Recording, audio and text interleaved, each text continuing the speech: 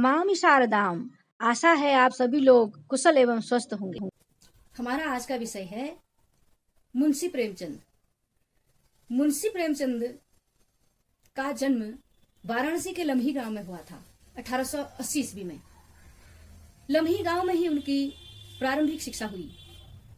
उनके पिताजी का स्वर्गवास उनके बचपन में ही हो गया था, इसलिए सारे परिवार का भरण पोषण करने की जिम्मेदारी उनके कंधों पर आ गई थी। वो मेहनती थे, सत्यनिष्ठ थे। उन्होंने पढ़ाई भी जारी रखी और अपने परिवार का पालन पोषण भी किया। उन्होंने 10वीं पास गांव से किया और उसके बाद वो किसी विद्यालय में शिक्षक के रूप में नियुक्त हो गए। फिर भी उन्होंने अपनी शिक्षा जारी रखी और आगे जाकर के वो डिप्टी सब इंस्पेक्टर के पद पर भी रहे। शिक्षा विभाग में ही वो पद है, उसमें रहे। लेकिन 1920 में आपको पता होगा कि हमारा देश आजाद नहीं हुआ था। उस समय गांधी जी का बड़ा बोलबाला था और देशभक्त अपने अपनी क्षमता के अनुसार, अपनी अपनी योग्यता के अनुसार विभिन्न क्षेत्रों में, विभिन्न देश के विभिन्न भागों में आंदोलनरत थे। वो देश को अंग्रेजों की गुलामी से आजाद कराने के लिए प्रयासरत थे। इसी से प्रभावित होकर मुंशी प्रेमचंद भी लेखन कार्य के द्वारा, अपनी लेखनी के द्वारा देश को आजाद कराने के यज्ञ में कूद पड़े। वैसे तो उनके बचपन का नाम धनपत राय था, लेकिन वे उर्दू में लिखते थे नवाब राय के नाम से। नवाब राय के नाम से उर्दू में लिखते थे और उर्दू में लिख करके उनके लेख, उनकी कहानियां जनता को प्रेरित करती थी। एकता के सूत्र में बांधने का वो प्रयास करते थे और अंग्रेजों के खिलाफ लड़ने के लिए वो देशवासियों को प्रेरित किया करते थे। लेकिन जब अंग्रेजों को पता चला कि धनपत राय नवाब राय के नाम से इस प्रकार से काम कर रहे हैं, तो क्योंकि हम गुलाम थे, इस प्रकार की गतिविधियां अंग्रेजों को बिल्कुल पसंद नहीं थी।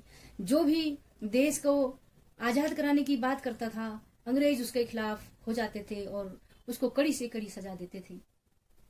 तब हमारे देशवासियों ने, बहुत लेखकों का बहुत बड़ा समुदाय था उस समय, जिन्होंने इस प्रकार से काम किए और छुप करके अपनी लेखों के द्वारा, अपने निबंधों के द्वारा, अपनी कहानियों, अपनी कविताओं के द्वारा देश को जागृत करने का काम किया। तो मुंशी प्रेमचंद ने एक सोजे वतन नामक पुस्तक थी उनकी, तो अंग्रेज उसमें उन्होंने देश भक्ति के बारे में, देश को आजाद कराने के बारे में, देश को एक करने के बारे में लिखा था। तो अंग्रेजों को पसंद नहीं आया, उन्होंने उसको जब्त कर लिया, सोजे वतन को जब्त कर लिया। फिर प्रेमचंद जी को उर्दू में लिखने का भी वो रास्ता छोड़ना पड़ा और वो हिंदी में लिखने लगे प्रेमचंद के नाम से। फिर उन्होंने हिंदी में बहुत सारी ऐसी कहानियां लिखी, उपन्यास लिखे, जो उन्होंने देश वालों को संबोधित करके लिखे। विभिन्न प्रकार से उन्होंने देश वालों को जगाने का काम किया, भारतीयों को एक होने के लिए उन्होंने लिखा।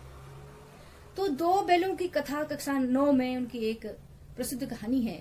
तो दो बैलों की कथा भी इसी प्रकार की एक कहानी है। उन्होंने बैलों को माध्यम बना करके भारतीयों को आजादी के लिए लड़ने की सीख दी और उसमें किस प्रकार से सफल हुआ जाएगा, क्या क्या करना होता है, आजादी कैसे मिल सकती है, इस प्रकार से उन्होंने दो बैलों के माध्यम से, दो बैलों की कथा के माध्यम से हम सबके सम्मुख रखा है। वे महान कथाकार थे, महान उपन्यासकार थे। तो उनकी दो बैलों की कथा बहुत ही महत्वपूर्ण है। आप लोग सोच रहे होंगे कि मुंशी प्रेमचंद ने बैलों को क्यों लिया कहानी में, ऐसा क्या कर दिया उन बैलों ने, ऐसा क्या देखा उन बैलों के चरित्र में उन्होंने जो अपनी कहानी का अंग बनाया। तो ये कहानी दो बैलों की कथा पढ़ने पर आपको ज्ञात हो जाएगा कि वास्तव में उन्होंने किस प्रकार से भारतीयों को दो बैलों के रूप में उन्होंने भारतीयों को माना और कौन से तत्व उस कहानी में, कौन सा चरित्र उस कहानी में ऐसा आया है जिसकी तुलना अंग्रेजी शासन से की जा सकती है, और उन दो बैलों के सामने कौन कौन सी परिस्थितियां आई, किस प्रकार से उन्होंने अपने आप को उन परिस्थितियों से बचाया और किस प्रकार से उन्होंने अपने पराक्रम से, अपनी बुद्धि से बड़ी बड़ी परेशानियों को, बड़ी बड़ी चुनौतियों को भी हल किया, वो इस कहानी के माध्यम से आपको सुनने को मिलेगा। मैं आपको इस कहानी का सारांश बताऊंगी। उसके बाद जो उन्होंने कथोपकथन अर्थात संवाद, कोई कौन किससे क्या कहता है उसको कथोपकथन कहते हैं, उसके माध्यम से क्या बताना चाहा है वो अगले वीडियो में आएगा, क्योंकि ये कहानी बड़ी लंबी है, 2 भागों में ये कहानी आती है। और इस कहानी ये लंबी होने के कारण, ये कहानी है तो बहुत सुंदर, बहुत शिक्षाप्रद कहानी है, बहुत प्रेरणादायक कहानी है। आज हम उनकी कहानी के माध्यम से, कहानी के द्वारा मुंशी प्रेमचंद जी की मनसा, वो क्या चाहते थे, वो देश को किस प्रकार से देखते थे, देशवासियों को किस प्रकार से देखते थे, ये जानने की कोशिश करेंगे। तो आइए जानते हैं कहानी का सारांश। इस महान उपन्यासकार ने 350 कहानियां लिखी और 11 उपन्यास लिखे।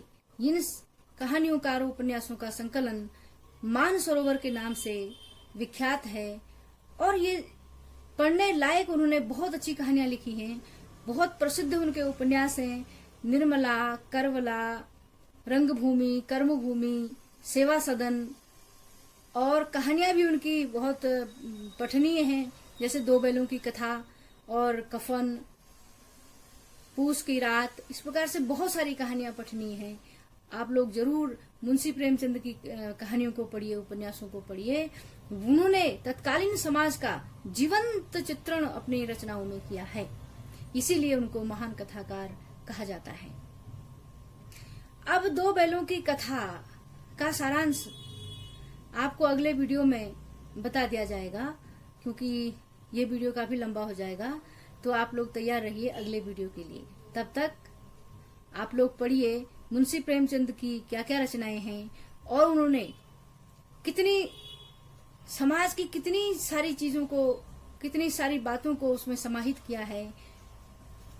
क्यों मुंशी प्रेमचंद को महान कथाकार, महान उपन्यासकार कहा जाता है,